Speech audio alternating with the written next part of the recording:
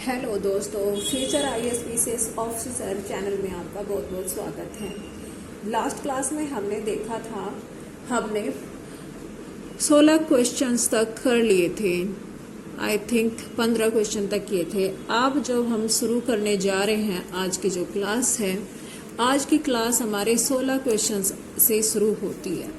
ठीक है, चलिए स्टार्ट करते हैं। आज की कोई भी टाइम ना करते और आप भी अपना 1 भी मिनट का टाइम इधर उधर ना करते हैं, सिर्फ पढ़ाई कीजिए, ओनली सिर्फ पढ़ाई कीजिए। ठीक है, जितना भी आपको टाइम मिलता है, अगर पेपर पास करना है, चाहे पेपर ये अक्टूबर में, दिसंबर, जनवरी, जब तक भी पेपर होगा, आपको आराम से अच्छे से रिवीजन करना है। चलिए तो स्टार्ट करते हैं। बिहार स्थित किस नवपाषाणिक स्थल से हड्डी के हथियार बड़ी संख्या में प्राप्त हुए हैं? Number A Vajji, number B Kundagram, number C Chirand और नंबर डी चंपा। तो आपको ये पता है चिरांद जो जगह है वो बिहार के में है, तो ठीक है, तो आंसर हुआ सी। बिहार के सारण जिले में अवस्थित चिरांद नामक नवपाषाणकालीन स्थल से हड्डी के हथियार बड़ी संख्या में प्राप्त हुए। कैसे हथियार प्राप्त हुए? हड्डी के हथियार कहाँ से प्राप्त हुए? बिहार के चिरांद से। ठीक है, यहाँ से प्राप्त हड्डियों के औजारों की तिथि 2000 ईसा पूर्व के आसपास की थी। संभवतः यहाँ से मिले औजार को पहले नवपाषाण काल की श्रेणी में रखा गया है। ठीक है, याद रखेंगे। अब नेक्स्ट क्वेश्चन देखते हैं। ठीक है, निम्नलिखित में से किस स्थान पर मानव के साथ कुत्ते को दफनाने का साक्ष्य मिला है? ठीक है, अब ये देखो, इसमें ब्रूज होम ए जो कि कश्मीर में है, बी कोल्डी हवा, सी चौपानी मांडो, डी मांडो। तो आंसर हुआ ब्रूज होम। इस वाली देखो एनसीईआरटी की जो बुक्स है ना, 6 से लगा करके 12th क्लास तक, इसमें आंसर भी साथ साथ दिया। अब ज्यादातर जो प्रैक्टिस सेट है उसी में ही अनसोल्ड आते हैं। बाकी जितनी भी अब बुक्स आ रही है ना मार्केट में, सब में एक्सप्लेनेशन, व्याख्या उसके नीचे दी हुई है, और सभी लोग इसी तरीके से पहले उस चीज को सोल्व को समझ रहे हैं, फिर उसके बाद अनसोल्ड प्रैक्टिस सेट लगा रहे हैं उस चीज को समझने के बाद। ठीक है, आपको भी ऐसे ही करना है। ठीक है, और बाकी जो इस बारे चैनल पे वीडियोज है आप उनको भी देखिए, उसी वो भी आपको फायदा देगी। और चैनल को जरूर सब्सक्राइब रखिए, सब्सक्राइब करके रखिए। ब्रूज होम की कब्रों में मालिकों के साथ पालतू कुत्ते को दफनाने का साक्ष्य मिला है। उत्तर पश्चिम में कश्मीर घाटी में नवपाषाण संस्कृति का महत्वपूर्ण स्थल ब्रूज होम है, जिसका अर्थ होता है भ्रुज वृक्षों का स्थान। पालतू कुत्तों को उनके मालिकों के साथ दफनाने की प्रथा भारत के अन्य किसी भाग में नवपाषाण युगीन लोगों में शायद नहीं थी। ठीक है, अब नेक्स्ट क्वेश्चन हम देखेंगे। क्वेश्चन नंबर 18 का है, याद रखें, यह बोलन दर्रे के पास एक हरा भरा समतल स्थान है। ठीक है, यहाँ के स्त्री पुरुषों ने इस क्षेत्र में सबसे पहले जौ, गेहूं उगाना तथा भेड़ बकरी पालना सीखा। कब्रों में मनुष्य के साथ बकरी को दफनाने से उनकी इस आस्था को बल मिलता है कि मृत्यु के बाद भी जीवन होता है। यह विवरण इस नवपाषाणिक स्थल का सटीक विवरण है। ठीक है,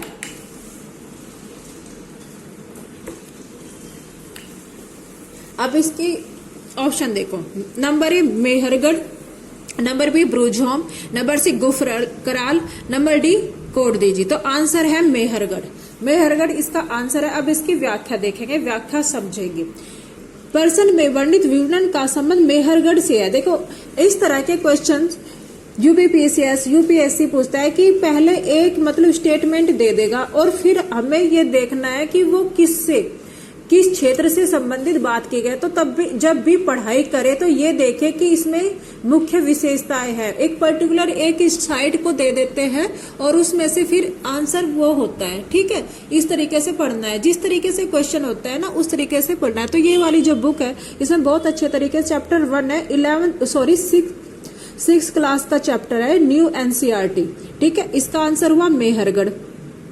मेहरगढ़ पाकिस्तान के बलूचिस्तान में ईरान की सीमा के पास बोलन दर्रे के निकट है। ठीक है, तो मेहरगढ़ कहाँ है? मेहरगढ़ है पाकिस्तान के बलूचिस्तान में, ईरान की जो सीमा है उसके पास बोलन दर्रा है, वहां है। यह एक समतल मैदानी क्षेत्र है। नवपाषाण काल में कृषि एवं पशुपालन का पहला साक्ष्य इस स्थान से प्राप्त हुआ है। यहाँ के मृतकों के साथ कब्रों में बकरी को दफनाने का भी साक्ष्य मिलता है। तो कब्रों में बकरी को दफनाने का साक्ष्य कहाँ मिलता है? मेहरगढ़ से मिलता है। तो इस बात को आप याद रखेंगे। ठीक है, अब नेक्स्ट क्वेश्चन देखते हैं। ठीक है, नेक्स्ट देखो कितना क्लियर दिख रहा है। ठीक है, दाओजली हेडिंग के संबंध में निम्नलिखित कथनों पर विचार कीजिए। यह ब्रह्मपुत्र की घाटी में स्थित था। यहाँ से कास्टर्स के औजार और बर्तन मिले हैं। यहाँ से मूसल और खरल जैसे उपकरण प्राप्त हुए हैं।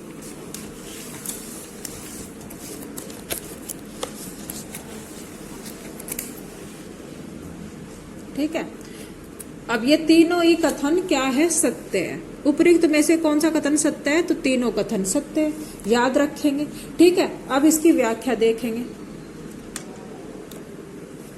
दाओजली हेडिंग के संबंध में सभी कथन सत्य है। दाओजली हेडिंग असम के कछार, कहां पर है? असम के कछार पर्वत के ऊपरी भाग में ब्रह्मपुत्र नदी घाटी में स्थित एक नवप्रस्तरकालीन स्थल है। ठीक है, नवप्रस्तरकालीन स्थल है, ये याद रख लिया।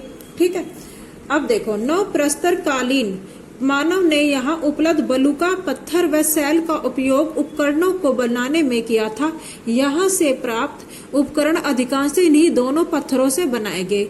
इस स्थल से प्राप्त मुख्य अवशेष पाषाण उपकरण है जो क्वार्टजाइट, बलुआ पत्थर और सैल व प्रस्तरीकृत लकड़ी पर निर्मित है। इनमें मूसल और खरल तथा काष्ठाश्म के औजार व बर्तन शामिल है। इस बात को याद रखेंगे। ठीक है, अब नेक्स्ट क्वेश्चन हम देखेंगे। ये चैप्टर 2 6 क्लास की न्यू एनसीईआरटी जो है ना, उसमें से है। ठीक है, अब आप देखें तो इसमें कुछ पूछा गया, निम्नलिखित कथनों पर विचार कीजिए। उपयुक्त में से कौन सा कथन सत्य है? याद रखेंगे। नवपाषाण काल में कुत्ते को सबसे पहले पालतू बनाया गया था, जो कि एकदम राइट है। महागढ़ा और पैचमपल्ली से कृषि कार्य के साक्ष्य मिले हैं, ये भी राइट है। और नवपाषाण काल के लोग कपड़े बुनने लगे थे, तो ये भी। तो 1, 2 और 3, तो सी इज आंसर इज राइट।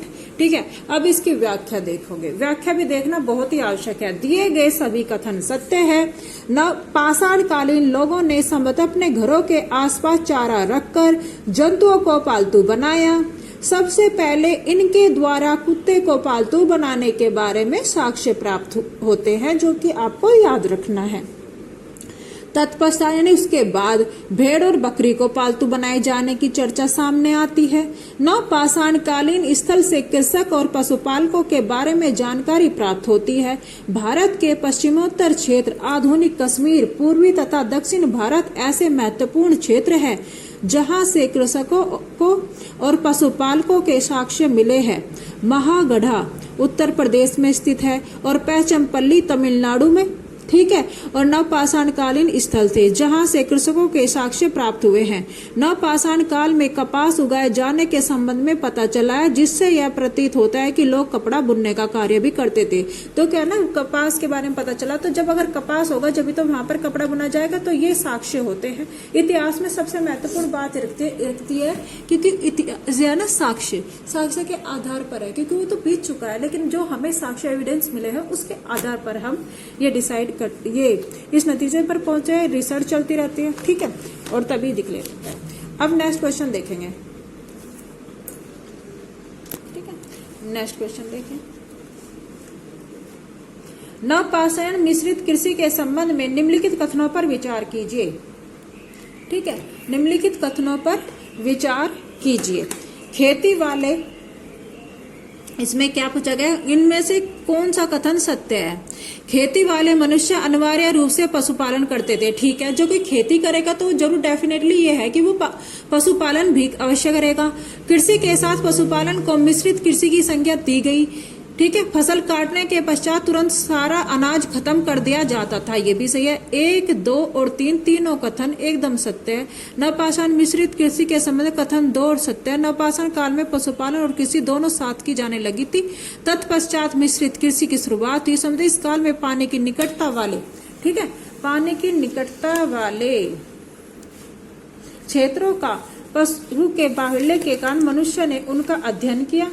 ठीक है, उनका अध्ययन किया और कृषि कार्य के पश्चात फसलों की भूसी को उनके आहार के रूप में उपयोग करने लगे, जिससे दोनों कार्य साथ साथ किए जाने लगे। कथन 3 असत्य है। ठीक है, इसमें कारण, ठीक है, ऐसा था क्योंकि नवपाषाण काल में फसल काटने के तुरंत बाद सारा अनाज समाप्त नहीं किया जाता था, बल्कि उसे अगली उपज तक चलाया जाता था और उसमें से कुछ बोने के लिए बीज के रूप में आवश्यकता अनुसार अनाज को बचाकर रखा जाता था। ठीक है, तो इसमें देखना फसल काटने के तुरंत बाद सारा खत्म कर देते, खत्म नहीं कर देते, वो रखते थे। तो ए और दो दोनों सत्य है। ठीक है, अब 22 पर देखेंगे। क्वेश्चन नंबर 22, नवपाषाण लोगों के धार्मिक विश्वास के संबंध में निम्नलिखित कथनों पर विचार कीजिए। ठीक है, मृत व्यक्तियों, अब देखो उपयुक्त में से कौन सा कथन सत्य है। मृत व्यक्तियों को हथियार, बर्तन तथा खाने पीने की चीजों के साथ दफनाया जाता था। ठीक है, याद रखेंगे। मृत पूर्वजों के शव जमीन में दफना देने से उनकी आत्माएं फसलों के बढ़ने में मदद देती है। नवपाषाण काल के लोगों का कुल चिन्हों में विश्वास था। तो ये तीनों ही जो कथन है एकदम सत्य है, तीनों स्टेटमेंट सत्य है, तो आंसर होगा इसका सी। अब इसकी व्याख्या देखेंगे।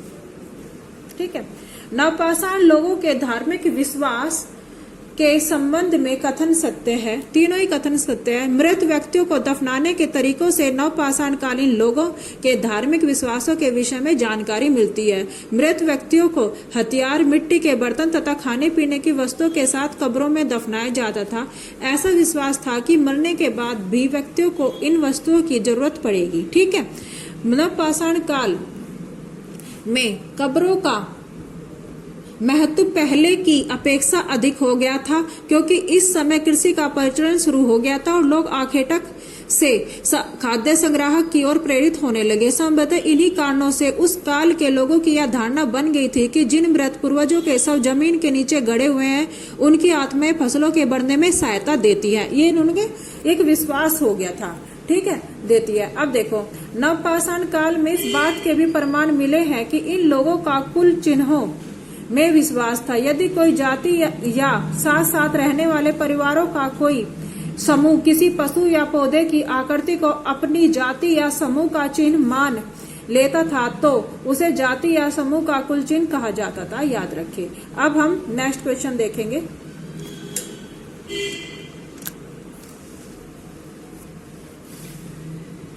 ठीक है, निम्नलिखित में से कौन सी घटना नवपाषाण काल से संबंधित है।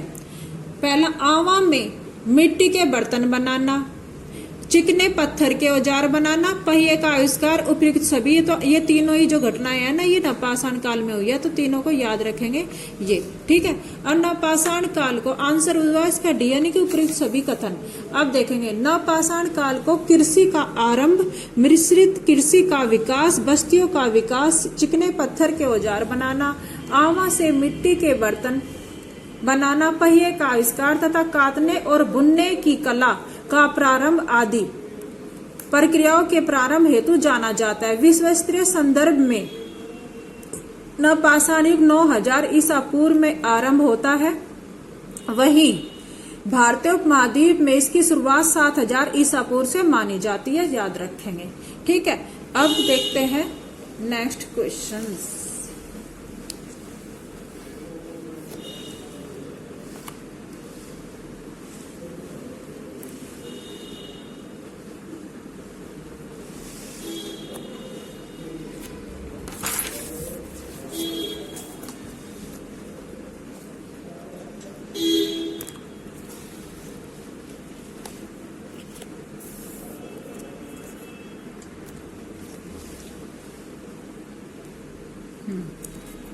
क्वेश्चन नंबर 24, नवपाषाण ताम्र। अब बात शुरू होती है, ये शुरू हो रहा है ताम्रपाषाण कृषक संस्कृतियां। ठीक है, अब यहां से प्रश्न शुरू हो रहे हैं ताम्रपाषाण युग के। ताम्रपाषाण युग के संबंध में कौन सा कथन सत्य नहीं है। इसमें बात पूछी गई, कथन सत्य नहीं है। ए, इसे चालकोलिथिक कहा जाता था, बिल्कुल सत्य है। यह पत्थर और तांबे के उपयोग की अवस्था है, बिल्कुल सत्य है। ठीक है, यहाँ के लोग ग्रामीण समुदाय बनाकर रहते थे, ये भी सत्य है। तकनीकी दृष्टि से नवपाषाण अवस्था हड़प्पा की कांस्य युगीन संस्कृति के बाद की है, जो कि एकदम गलत है। तो आंसर हुआ इसमें सी। अब देखो, इसकी व्याख्या भी देखो। ताम्रपाषाण युग के संबंध में सी सत्य नहीं है, क्योंकि क्यों सत्य नहीं है। तकनीकी दृष्टि से ताम्रपाषाण अवस्था हड़प्पा की कांस्य युगीन संस्कृति से पहले की है, ना कि बाद की। नवपाषाण युग के अंत होने के साथ ही धातुओं का प्रयोग प्रारंभ हो गया। धातुओं में सबसे पहले तांबा का प्रयोग प्रारंभ हुआ। कई संस्कृतियों का जन्म पत्थर और तांबे के उपकरणों का साथ साथ प्रयोग करने के कारण हुआ। इन संस्कृतियों को ताम पाषाणिक चालकोलिथिक कहते हैं, जिसका अर्थ है पत्थर और तांबे के उपयोग की अवस्था।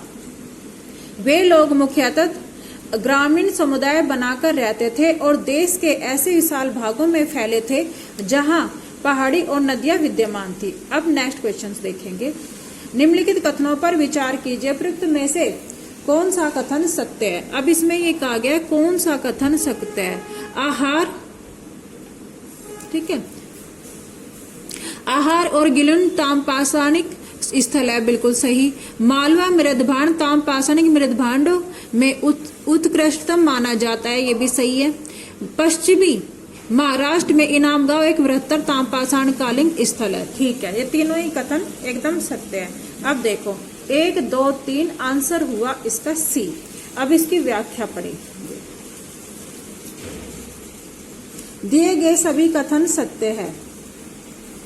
आहार और गिलुंद से तांबे की वस्तुएं बहुतायत में मिली है। यह राजस्थान में स्थित है। आहार का प्राचीन नाम ताम्रवती है, तो इसे याद रखेंगे। आहार का प्राचीन नाम क्या है? तांबा वाली यानी ताम्रवती। आहार संस्कृति का काल संभवतः 2100 और 1500 ईसा पूर्व के बीच का है और गिलुंद इसी संस्कृति का स्थानीय केंद्र था। गिलुंद से तांबे के टुकड़े प्राप्त हुए हैं। पश्चिमी मध्य प्रदेश में स्थित मालवा मृदभांड ताम पाषाणिक मृदभांडों में उत्कृष्टतम माना जाता है, जो उसकी विलक्षणता को दर्शाता है। इनाम गांव पश्चिमी महाराष्ट्र में आरंभिक ताम पाषाणिक स्थल है। यह ताम्र पाषाण युग की सबसे बड़ी बस्ती है, ठीक है, याद रखेंगे। अब आते हैं नेक्स्ट क्वेश्चन पर। भारत में ताम पाषाण अवस्था की बस्तियां निम्नलिखित में से कहां नहीं मिलती? देखो, दक्षिण पूर्वी राजस्थान में मिलती है, मध्य प्रदेश के पश्चिमी भाग में मिलती है और पश्चिमी महाराष्ट्र में मिलती है, जो ठीक है। ऊपरी गंगा यमुना दोआब जो यहाँ पर नहीं मिलती है, इस बात को याद रखेंगे। डी इसका आंसर है। अब देखो इसकी व्याख्या। भारत में ताम पाषाण अवस्था की बस्तियां ऊपरी गंगा यमुना दोआब क्षेत्र में नहीं मिलती, बल्कि इस अवस्था की बस्तियां दक्षिण पूर्वी राजस्थान, मध्य प्रदेश के पश्चिमी भाग तथा दक्षिण पूर्वी भारत और पश्चिमी महाराष्ट्र में पाई गई हैं। आहार, गिलुंड, मालवा, कायथा, एरन आदि इस प्रकार के उदाहरण है, याद रखेंगे, ठीक है।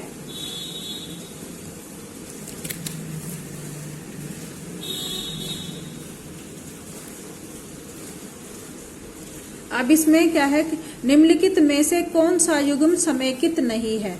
इनाम गांव जो कि राइट है, महाराष्ट्र में स्थित है, ठीक है। पाडू राजा दिबी जो कि ये इसमें ओडिशा का गलत है। सेनुवार बिहार, नरहम उत्तर प्रदेश।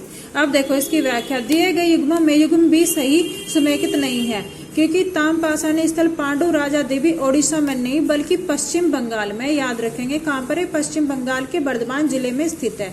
इसके अतिरिक्त पश्चिम बंगाल से प्राप्त अन्य ताम पाषाणिक स्थलों में बीरभूम जिले में स्थित महिषादल उल्लेखनीय है। अब नेक्स्ट क्वेश्चन देखेंगे। जोरवे संस्कृति के संबंध में निम्नलिखित कथनों पर विचार कीजिए। जोरवे संस्कृति के कौन सा कथन इसमें सत्य बात है? जोरवे एक नगरीय संस्कृति का प्रतिनिधित्व करता है, ठीक है, और यह कोंकण के तट प्रदेश में फैली थी। इनाम गांव में नगरीकरण के प्रमाण मिलते हैं। अब देखो जोरवे नंबर 1 जो इसमें 3 जो है, कौन सा? ये 3 सत्य है। इनाम गांव में नगरीकरण के प्रमाण मिलते हैं, जो कि सत्य है। ये तो इसका आंसर हुआ है हमारा ए, जिसमें 3 आंसर है। अब देखो जोरवे संस्कृति के संबंध में कथन 3 सत्य है। जोरवे संस्कृति का कई बस्तियों में से प्रमुख दैमाबाद और इनाम गांव नगरीकरण के स्तर तक पहुंच चुकी थी, जिसके प्रमाण इन ताम पाषाण कालीन स्थलों से प्राप्त होते हैं। कथन 1 और 2 असत्य है, क्योंकि जोरवे संस्कृति मुख्यतः एक ग्रामीण संस्कृति थी, जिसका प्रादुर्भाव 1400 से 700 ईसा पूर्व के आसपास विदर्भ के कुछ भाग तथा कोंकण तट प्रदेशों के समूचे महाराष्ट्र में हुआ था। अब देखो नेक्स्ट क्वेश्चन। निम्नलिखित में से किस स्थल को ताम्रवती ताम्रवती कहा गया है? तो आहार को कहा गया है। आहार जो कि ताम्रवली के नाम से जाना जाता है, यह आहार का प्राचीन नाम था। आहार राजस्थान की बनास घाटी के शुष्क क्षेत्र में स्थित है। ताम पाषाणिक स्थल है जहां से ताम पाषाणिक वस्तुओं के प्रमाण भी मिले हैं। अब क्वेश्चन नंबर 30 देखेंगे। ताम पाषाण युग की जीवन शैली के संबंध में निम्नलिखित पर विचार कीजिए। ठीक है, इसमें कौन सा कथन सत्य है? ताम पाषाण युग में लोग आभूषण और सजावट के शौकीन थे। ठीक है, स्त्रियां सीपियों तथा हड्डियों के आभूषण पहनती थी। स्त्रियां बालों में सुंदर कंघियां लगाए रखती थी। तो ये क्या है? तीनों ही कथन एकदम सत्य है, तो आंसर हुआ इसका सी। ठीक है,